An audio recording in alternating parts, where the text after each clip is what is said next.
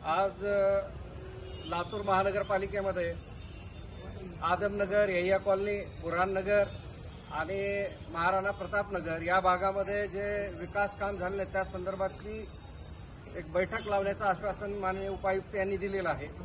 गेल्या अनेक वर्षापासून या कॉलनीमध्ये रस्ते, नाली, गटार आणि लाईट, पाणी आदी सुविधांचा अभाव असल्यामुळे गेल्या अनेक वर्षापासून या भागातील नागरिक आंदोलन करीत आहेत, निवेदने देत आहेत।